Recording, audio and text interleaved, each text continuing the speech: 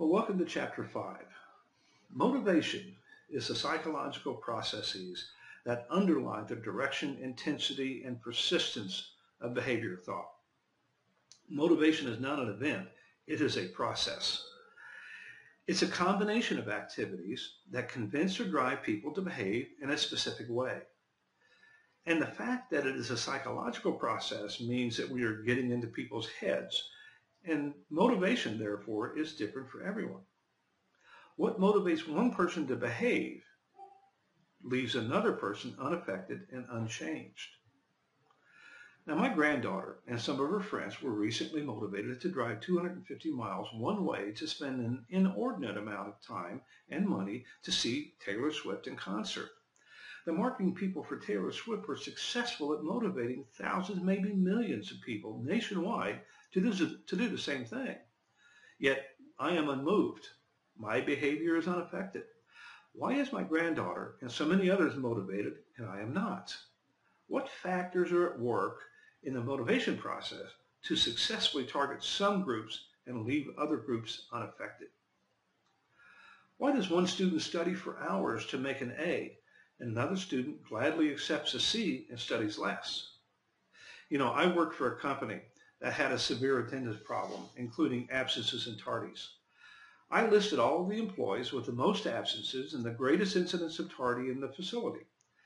I then met with everyone on that list and tried to motivate them to do a better job and warned them that it could cost them their jobs if this problem continued. I met with one young lady who was tardy or late an amazing number of times and was on the line to lose her job. I explained that if she was late just a few more times, policy dictated that she would lose that job. She indicated that she just couldn't seem to get up in the morning. During the discussion, I suggested that she set an alarm across the room so she would have to get up and go over there to answer it. She said she already did that and merely got up and turned off the alarm and went back to bed.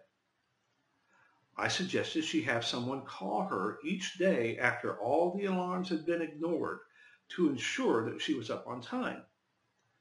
She stated that her mother called her every morning and she merely went back to sleep. Everything I suggested she had tried, but just couldn't seem to get up and stay up. Soon after, with a few more late instances, I met with her again and fired her for excessive tardies. Why couldn't we motivate that individual to the simple behavior, such as getting to work on time? Are there a combination of activities or processes that would have motivated an individual? Again, what works for some doesn't work for others. Motivation is a complex process, but one that some great leaders have mastered, while other not so great leaders have struggled with. The implication is that, in my opinion, one significant attribute of a great leader is the ability to motivate others to behave in a particular manner. If you want to be a leader, this chapter is important for your future. If you want to lead others, you must understand the motivational concepts defined in Chapter 5. But closer to home, if you want to do a better job of motivating your spouse, your significant other, your children, your parents to behave, this chapter is for you. In my case, my wife understands how to apply these concepts much better than I do, particularly when dealing with me. But at least now I understand why I do the things she wants me to do. Somehow understanding why I am compliant puts me at ease. Excuse me, I have to go now. I have to finish some of my housework before she gets home. Well, welcome to Chapter 5, Foundations of Employee Motivation.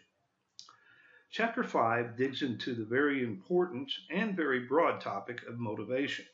Why do people behave the way they do? Motivation is all around us. We are motivated by something or someone most all the time.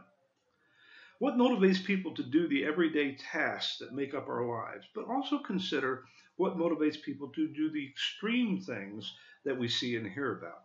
What motivates people to do the stupid things they do? And what motivates people to do the honorable things that they do? One of my favorite movies is Saving Private Ryan. I love that movie because it depicts rather graphically the sacrifices made by my parents' generation to ensure we have the life that we live today. Every time I see that movie, the first 45 minutes leaves me awestruck and speechless. The thought of those young men charging into a hail of bullets onto the Normandy beaches is an image that stays with me. If you haven't seen it, you ought to see that movie. But what motivates people to exhibit such honorable, courageous, and dangerous behavior? I guess what I'm getting at is that behavior doesn't just happen. Individuals are motivated to behave in a certain way, be it good or bad, or be it courageous or mundane. To this point, we have discussed the importance of organizational behavior, how values, attitudes, and individual differences and emotions and perceptions and managing diversity contribute to organizational outcomes. To be sure, all of those factors contribute to creating the outcomes and behaviors organizations desire. But something brings all of those factors together and motivates specific behaviors by people. For the courageous young men depicted in Saving Private Ryan, values, attitudes, emotions, and perceptions were all in play to set the environment. But what actually motivated those young men to charge into a hail of bullets? Someone, somewhere, understood how to motivate ordinary people to do extraordinary things. Someone, somewhere, understood how to change ordinary people into extraordinary people. That's one example, but it really happens all the time. Now, in terms of behavior and motivation, we certainly don't have to change ordinary people into extraordinary people every day. We merely need to get ordinary people to do ordinary things at the right time and in the right way. And those ordinary outcomes turn ordinary companies into extraordinary organizations over time. When employees behave in a particular way and are led in a particular direction, then the outcomes are positive. But employees may also be led in a particular direction that is detrimental to obtaining the desired outcomes, and chaotic failure results. Think about this and understand what I'm saying. Organizational failure isn't the result of lack of leadership. Organizations don't fail simply because they didn't receive any leadership. In my opinion, organizations fail because they are being led in the wrong direction, and perhaps by the wrong people. Leadership is present, it's just the wrong leadership. I don't believe there is ever a lack of leadership. I believe that there is improper or unskilled or negative leadership, but leadership exists nonetheless. Why does this matter? Because it is not merely a matter of providing leadership for an organization, but of providing the best leadership. I believe the same is true of motivation. People are motivated to do something, either good or bad. There is not a lack of motivation. It's about what is motivating employees in what direction. Why do employees behave in a particular way? We don't have to merely provide motivation, we must provide strong, appropriate motivation to overcome the other forces that are driving behaviors that are less than desirable. We have to provide the best motivation.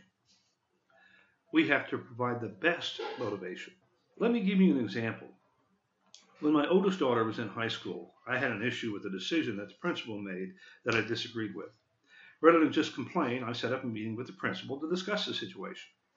He was happy to have a parent interested enough to talk, and during our discussion, it became apparent that there were a number of forces in the school that were detrimental to learning, and he needed all of the help he could get, particularly from parents. We formed a group of parents and students to investigate some of the problems and develop some solutions. One problem centered around the reputation of the school. The community perceived the school as performing very poorly and far behind the other county schools. Many students were transferring into the other county schools due to this perception. In fact, test scores indicated that our school was far ahead of other county schools when good students were compared to good students, but very poor when all students were compared. Those students who wanted to learn were learning, but poor students were struggling and really didn't care. One thing we discovered during our interviews and investigations was that students were changing scores on tests and other assignments. The initial thought was that students were cheating, so the scores were not as high as we might have thought because students were changing scores from low to high. But the problem was much different. The students weren't changing the low scores into high scores, they were changing high scores into low scores. They were changing A's into B's and C's. What would motivate students to do this? The environment was such that it was cool to be bad, and bad was defined as bad grades. So students, in an effort to be cool, were hiding good grades or making poor grades on purpose. They were actually trying not to score well on tests and other assignments. The peer group environment was motivating students to behave in a bad way. Therefore, if we were to change the perception of the school, we had to overcome the negative motivation and create positive environment that was stronger than the current negative motivating environment. You see, motivation is happening all around us. It's just who is motivating and in what direction. This chapter covers many common motivation theories and provides some tools with which we can apply motivation theories and concepts to obtain the desired organizational outputs. And I should point out that these motivational theories do not apply only to organizations and employees. They work in a lot of different arenas. They certainly work at home with our spouses and our children. If you take nothing else from this course, this chapter should help you at home. These concepts apply to social groups with which we interact. They apply to customers as well. The proper application of these concepts can motivate individuals to exhibit buying behavior and to become customers. As you read through these concepts, think about how you can apply them in your life in general. And also, as you go through these theories, think about how many of the concepts are dependent upon perception and their implementation and efficacy. Motivation is clearly impacted by the perception of those to be motivated and of those providing the motivation. When I worked for RCA Corporation, I worked in a plant facility in Bloomington, Indiana. We were the final assembly plant for all of RCA color television sets. The facility was unionized by the IBEW and had been unionized for over 30 years. Given that much time of union influence, the relationship between management and employees was not good. Management and union were at odds all of the time. Over the years and through many union negotiations, work practices had eroded into a group of policies that were ridiculous and untenable. For example, an employee was allowed an unlimited number of excused absences each year. Excused absences were defined as any absence covered by a doctor's excuse. Employees were allowed 16 unexcused absences each year, and an unexcused absence was defined as being absent for no reason. Employees were also allowed 16 unexcused tardies each year, and a tardy was defined as an absence up to 4 hours after the normal report time. Of course, these absences were in addition to a generous vacation and holiday benefits. With such onerous work practices and policies, it became apparent that this facility of 3,500 employees could not compete in the marketplace, and something had to change. RCA top management met with the union and explained that if the work practices did not change and become more supportive and competitive, the facility would be closed and the work would be moved to Mexico. The union believed the company management, but could only change the policies with the supporting vote from employees in a special election. Union and management together met with employees and gave presentations explaining the situation, and the union fully supported the company position and promoted the changes. The election and votes were held, and the company won with 51% of the employees in support of the changes to ensure that the facility remained open and jobs were not lost. But just think of what this means. That means that 49% of the employees voted against the proposal and voted to actually close the facility and lose their own jobs. What would motivate so many employees to vote to lose their own jobs? The environment was so poisoned that the motivation provided by the joint union management presentation could barely overcome the negative motivation provided by the opposition. I guess you could say in this example that it was cool to be unemployed. It's not about providing motivation. It's about recognizing other motivating factors and providing the strongest and most effective motivation. The text provides a good overview of motivation, and once again, I won't repeat that here. I will go through the discussion and pull out some factors that I think should receive special attention or need a little expansion. But I think the coverage you receive in the text is among the best I've seen from several other different books as well. The text discusses extrinsic and intrinsic motivation. Extrinsic implies the receipt of rewards from outside for behavior. Intrinsic implies that people may receive internal positive feelings about the behavior. We are all familiar with extrinsic motivation provided by rewards like money and time off or other outward commodities. But intrinsic rewards are very powerful, but much more difficult to understand. The RCA example demonstrates the power of intrinsic motivation. The feeling of being right overpowered the extrinsic motivation of keeping a job. Think about yourself. Are you driven more by extrinsic or intrinsic motivation? As for me, intrinsic is far more powerful than extrinsic. The text further states on page 147 that there are two categories of motivation theories, content and process. Content theories focus on internal factors that trigger motivation, while process theories focus on explaining the process by which both internal and external environmental factors influence motivation. When you look at the content theories listed on page 148, you can see several specific factors such as needs that influence motivation.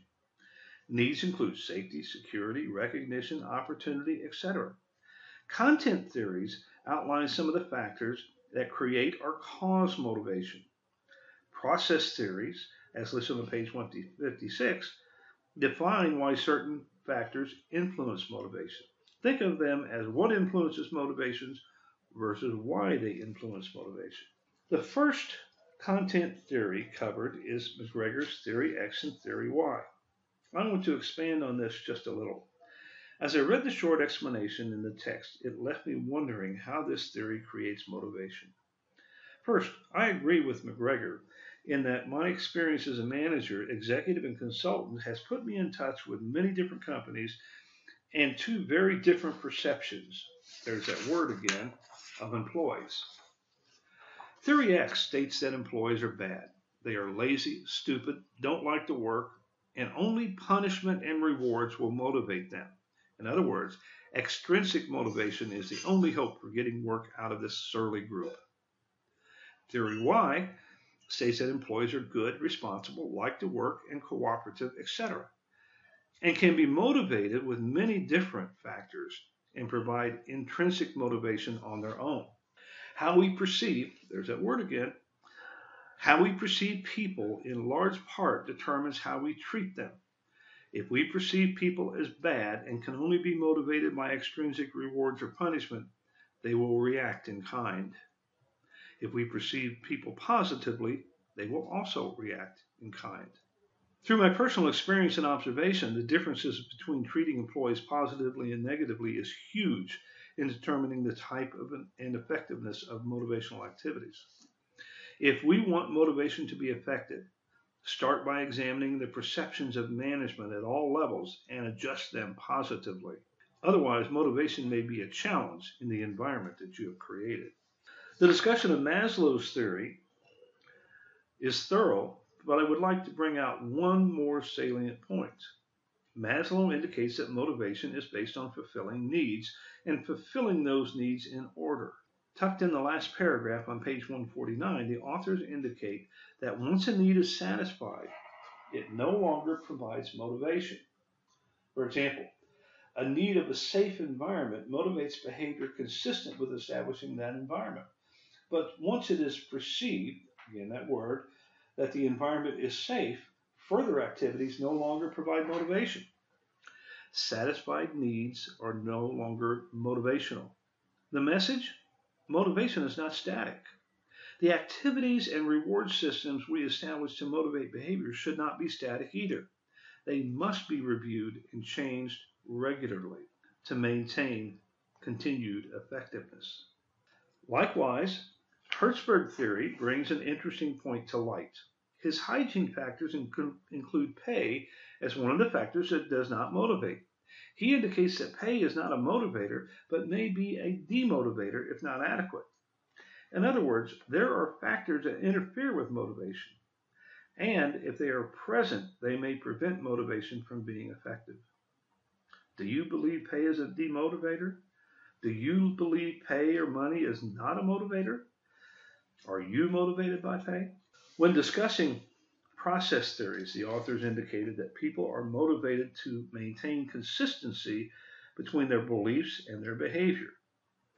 Small statement, but big meaning. It plays heavily in the process theory of equity justice. Am I being treated fairly? What am I getting out of my job versus what am I putting into my job? And what is the result when I compare it to other people? Now, justice theory deals with the fairness of how resources and rewards are distributed and the fairness of the process used to make allocation decisions and the interpersonal treatment of people when procedures are implemented. There are two practical problems for leaders and managers in these process theories. One we have mentioned over and over in this chapter. They are based on perception, which is elusive in many cases. Second, they are based on fairness, which is certainly in the eyes of the beholder and also an elusive concept. Motivation is not a matter of choosing various factors that motivate and then applying it to a group of people to create the desired behavior and outcomes. Oh, if it were only that simple. Motivation is a matter of determining the perceptions of the people to be motivated and also their concept of fairness. Motivation is truly an art, not a science. It's about knowing people. It's about understanding people. Motivation is not an executive process. The text gives several examples of organizations in which the executives made decisions to implement motivational programs within the organization.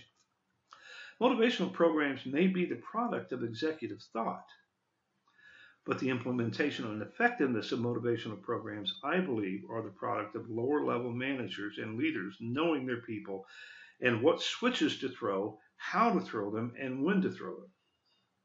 Motivational programs are a collaborative effort among all managers and leaders in an organization. It is not an executive privilege. I've had many great ideas for motivational programs that I was sure would change the world, but feedback from others in the organization indicated that they would have little impact.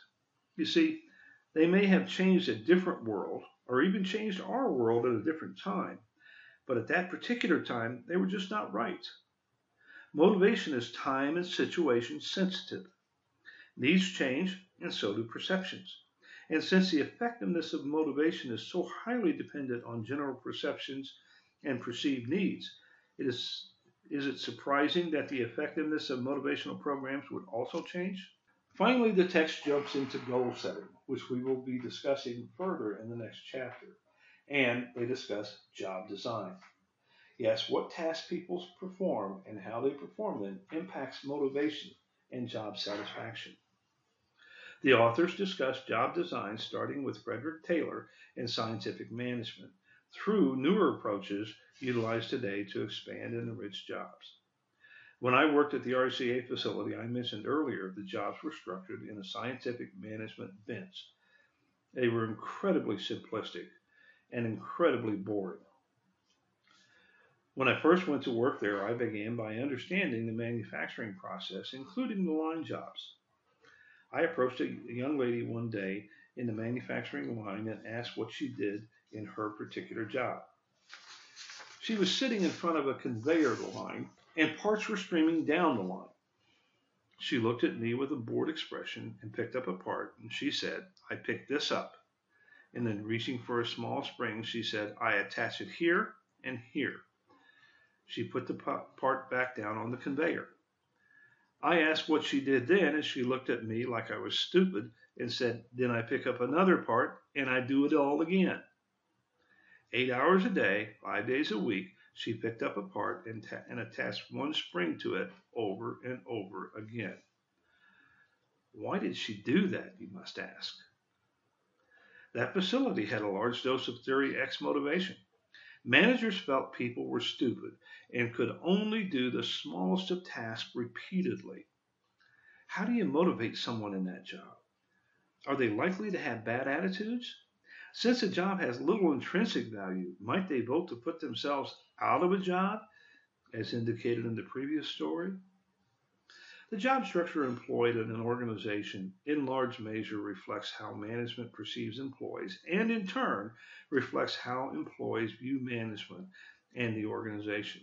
How much autonomy do employees have says a lot about management's attitudes towards employees. Job design is one more critical factor that impacts the effectiveness of motivational programs. In summary, if we as an organization desire to create particular outcomes, we must positively and forcefully influence employee behavior. Motivation is the extrinsic and intrinsic switches we must throw to impact that behavior. Consciously focusing on motivation can have great impact on organizational success. Ignoring motivational factors doesn't mean that no motivation is present. It just means that someone else or something else is motivating behavior. If it is the behavior you want, then you are lucky. If it is not the behavior you want, then you are a failure. Success is a function of skill. Failure is sometimes a function of bad luck that you create through poor leadership. Good is better than lucky always. This holds true in business organizations, families, clubs, athletic teams, and all endeavors in which people are a key component. Chapter 6 discusses the performance management process. It goes hand in hand with motivation. Once we understand what motivates people to do certain things, how do we set up a process to manage and motivate performance towards the results we in the organization want and need to see? How do we get to success? Which, once again, is the focus of each chapter in each topic we have discussed so far. Guess what? It will be the subject going forward as well.